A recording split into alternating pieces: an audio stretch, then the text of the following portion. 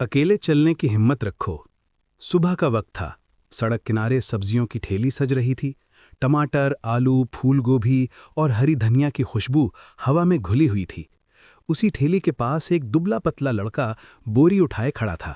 उसके हाथों में मेहनत की लकीरें थीं और आंखों में कुछ ऐसा जो आम नहीं था, सपना। उसका नाम था आरव। आरव एक छोटे से भारतीय शहर में रहता था। शहर आधुनिक था, mall, coaching centre, mobile tower, लेकिन जिंदगी अब भी संघर्षों से भरी थी। उसके पिता मोहनलाल रोज सुबह 4 बजे उठकर मंडी जाते, सब्जियां खरीदते और दिन भर धूप में खड़े होकर बेचते। माँ घरों में सिलाई का काम करती थीं। आरव का बचपन सब्जी की ठेली, तौल कांटा और ग्राहकों की आवाज़ों के बीच बीता था। अरे सब्जी वाले, भिंडी ताज़ी है ना? भैया थोड़ा कम कर लो। लोग मोल भाव करते, लेकिन किसी को ये नहीं दिखता कि उस ठेली के पीछे खड़ा लड़का किताबों में खोया रहता था। एक साधारण दुनिया। आरब सरकारी स्कूल में पढ़ता था।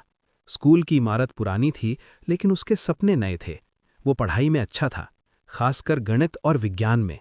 जब टीचर बोर्ड पर सवाल लिखते, आरव का हाथ सबसे पहले उठता। लेकिन स्कूल के बाद वही कहानी। ठेली पर खड़ा होना, सब्जियां जमाना, पैसे गिनना। कई बार दोस्त कहते, यार आरव, तू तो पढ़ाकू है, लेकिन आखिर में करेगा क्या? सब्जी ही तो बेचनी है। आरव मुस्कुरा देता, पर अंदर कुछ चुप जाता। 2 बुलावा, कॉल टू एडवेंचर। एक दिन स्कूल में साइंस एग्जीबिशन की घोषणा हुई। विषय था भविष्य की समस्या और उसका समाधान। टीचर ने कहा, जो भी अच्छा प्रोजेक्ट बनाएगा उसे राज्य स्तर पर भेजा जाएगा। आरव की आंखों में चमक आ गई। उसे लगा जैसे जिंदगी ने पहली बार उसे आवाज दी हो। उसने घर आकर पिता से कहा, पापा, मुझे इस एग्जीबिशन में भाग लेना है। पिता ने थकी हुई आवाज में कहा, बेटा, सपने अच्छे हैं, लेकिन समय और पैसे भी तो चाहिए होते हैं।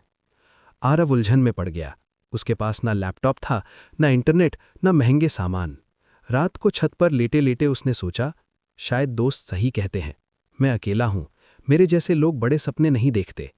उसने प्रोजेक्ट का ख्याल मन से निकालने की कोशिश की। 4 मार्गदर्शक से मुलाकात, मीटिंग द मेंटर। अगले दिन स्कूल में विज्ञान के शिक्षक शर्मा सर ने आरव को रोका। आरव, तुम हिस्सा क्यों नहीं ले रहे? आरव ने चुपचाप सब बता दिया। शर्मा सर मुस्कुराए और बोले, सुनो बेटा, जो लोग भीड़ के साथ चलते हैं वो मंजिल तक पहुंचते हैं, लेकिन जो अकेले चलने की हिम्मत रखते हैं वही रास्ता बनाते हैं। उन्होंने आरव को पुराने अखबार, टूटे उपकरण और स्कूल की लैब इस्तेमाल करने की अनुमति दी।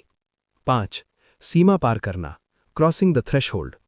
आरव ने फैसला किया, अब चाहे जो हो वो पीछे नहीं हटेगा। दिन में स्कूल और ठेली, रात में पढ़ाई और प्रयोग। वो कूड़े से बिजली बनाने वाला छोटा मॉडल बना रहा था। कम खर्च, ज्यादा फायदा। कई रातें बिना सोए बीतीं। 6 परीक्षाएं और संघर्ष, टेस्ट्स, एलाइज, एनिमीज। मुश्किलें आईं, दोस्त हंसे, मोहल्ले वालों ने ताने मारे, पैसे की कमी, समय की कमी। एक दिन मॉडल टूट गया। आरव रो पड़ा। माँ ने सिर पर हाथ रखा और कहा, बेटा, हार मानने से पहले एक बार खुद से पूछना, क्या तूने पूरी कोशिश की? आरव चुपचाप उठ खड़ा हुआ। 7 सबसे बड़ा संकट, ओडील। एग्जीबिशन का दिन आया। आरव का मॉडल साधारण था, बाकी बच्चों के पास चमकदार प्रोजेक्ट थे। जज सवाल पूछने लगे। आरव का गला सूख गया, लेकिन फिर उसने ठेली, पिता और माँ को याद किया। उसने आत्मविश्वास से जवाब दिया। 8 पुरस्कार, रिवॉर्ड। परिणाम घोषित हुआ। आरव का प्रोजेक्ट राज्य स्तर के लिए चुना गया। पहली बार किसी ने कहा, तुम पर गर्व है। पिता की आंखों में आंसू थे। 9 वापसी, द रोड बैक। राज्य स्तर पर आरव ने और भी सीखा। वो स्कॉलरशिप जीत गया। अब उसे शहर के अच्छे स्कूल में दाखिला मिला। 10 परिवर्तन, रिजरेक्शन। सालों बाद वही आरव, अब एक युवा इंजीनियर, अपने शहर लौटा। उसने